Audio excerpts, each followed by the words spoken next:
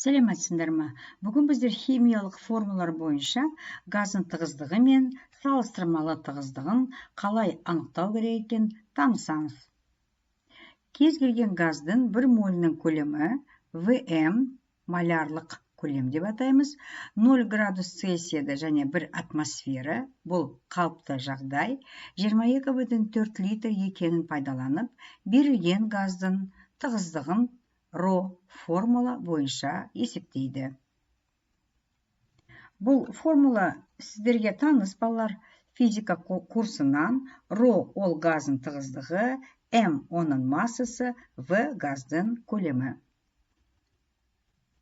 Егер біздер қалыпты жағдайда газдың зат мөлшері 1 мольға тең деп алсақ, онда бұл формула өзгереді.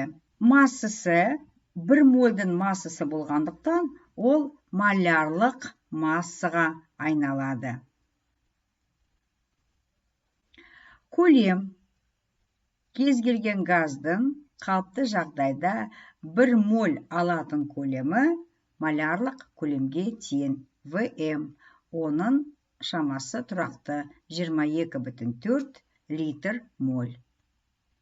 Молярлық массының өлшем бірлігі грамм-моль, молярлық көлемнің өлшем бірлігі литр-моль. Нәтижесінде тығыздықтың өлшем бірлігі шығады грамм бөлінген литрға. Енді осы формуланы пайдаланып, келесі есепті шығарып көрейік. Көмірқышқыл газының SO2 қалыпты жағдайдағы тығыздығын табыңыз. Бұл үшін біз көмірқышқыл газының тығыздығын табу үшін мына формуламен пайдаланамыз. Көмір қышқылының молярлық массасын молярлық көлемге бөлеміз. 44 грамм-моль бөлеміз 22,4 литр моль. Моль мен мольді қысқартамыз, нәтижесінде 1,964 грамм литр деген шама шығады.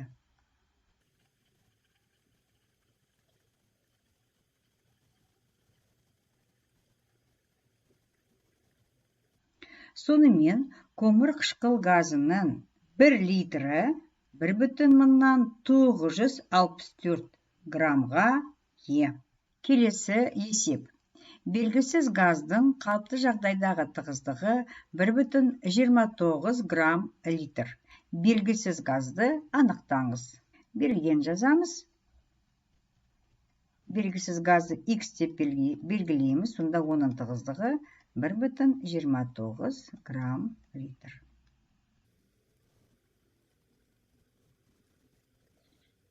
Енді біздер балалар мына нәрсеге назар аударамыз, өлшем бірлігіне тығыздықтың. Өлшем бірлігі грамм-литр. Ол деген не? Нені көрсетеді екен? 1 литр белгісіз газдың массасы 1,29 грамм. Ал газ қалыпты жағдайда зат мөлшері 1 мольға тең 22,4 литр көлем алады екен. Сонымен 22,4 литрдің біз массасын тапсақ, 22,4 литрдің массасы немесе 1 мольдің массасы тең болады 22,4 литрді 1,29 граммға көбейтсек және 1 литрға бөлсек. Мұнда литрлер қысқарады. Нәтижесінде 28,896 грамм шығады екен, немесе жуық шамамен 29 грамм.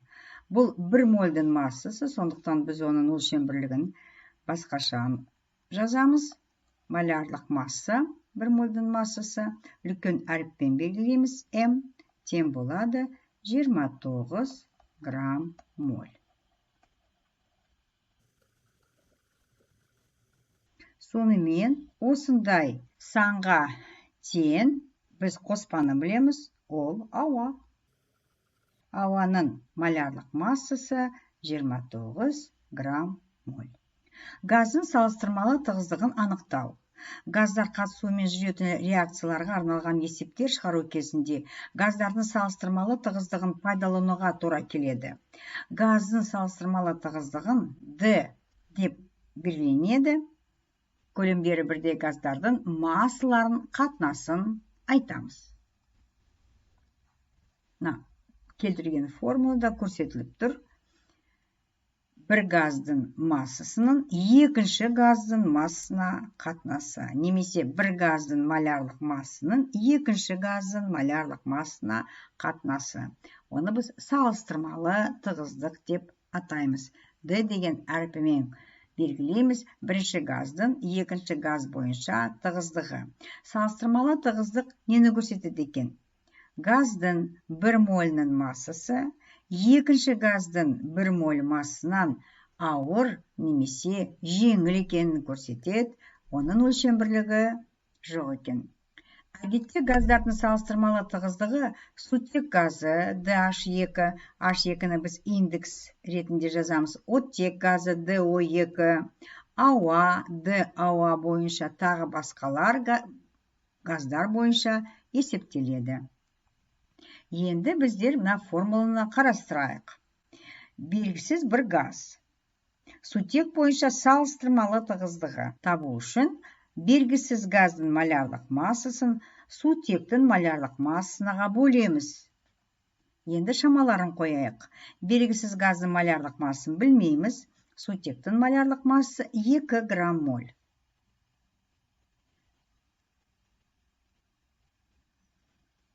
Белгісіз газдың малярлық массасы X газдың сутек бойынша салыстырмалы тығыздығын сутектің малярлық массасына көбейтеміз.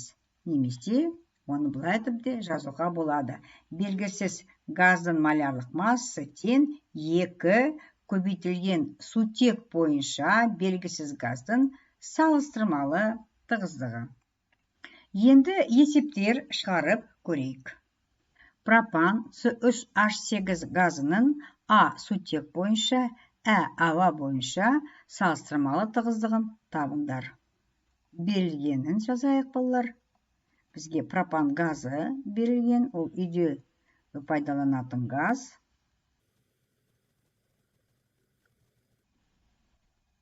Назар аударам, қалай жазу керек екенін. Сутек бойынша индекс ретінде жазасыңдар.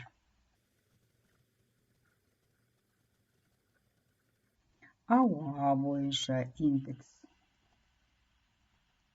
Формуларын жазайық. Пропанның сутек бойынша тығыздығын табу үшін біз пропанның малярлық массасын бөлеміз сутектің малярлық массасына. 44 грамм моль 2 грамм мольға бөлеміз. Өлшем бірліктері түгелімен қысқарады, нәтижесінде 22 деген сан шығады. Ол нені білдіреді? Бұл пропанның сутек бойынша салыстырмалы тығыздығы. Немесе пропанның 1 молінің массасы сутектің 1 молінің массасынан 22 есе ауыр екен. Тап осылай пропанның ауа бойынша тығыздығын есептейміз.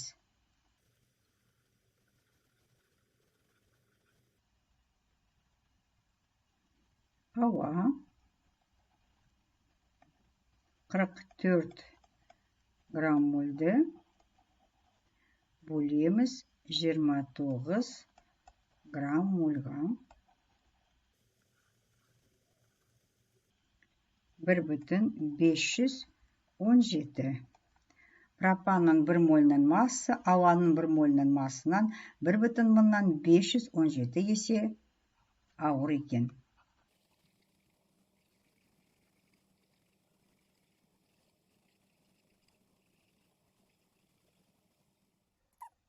Келесі есеп. Оттек бойынша салыстырмалы тығыздығы 1,5 болатын белгісіз газды анықтаңыз. Осы газдың антибактерицидті қасиетін су тазартуда пайдаланады. Берілгенін жазайық. Бізге берілген белгісіз газдың оттек бойынша салыстырмалы тығыздығы 1,5-ға тең. Табу керек бұл қай газ екенін. Ол үшін біз салыстырмалы тығыздықты қалай анықтау керек екенін формуласын еске түсірейік. Ол үшін біз белгісіз газдың малярлық массасын оттектің малярлық массасына бөлеміз. Осыдан белгісіз газдың малярлық массасын табу үшін біз салыстырмалы тығыздықты осы газдың оттек бойынша көбейтеміз. Оттектің малярлық массасына 32 грамм моль. Осыдан салыстырмалы тығыздығымыз 1,5. Оттектің малярлық массы 32 грамм моль. 48 грамм моль деген сан шығады. Сонымен белгісіз газдың малярлық массасы 48 грамм моль. Оның антибактерицидті қасиеті бар, және оны су тазартуда пайдаланады. Дұрыс. Бұл зат озон. Оның формуласы О3.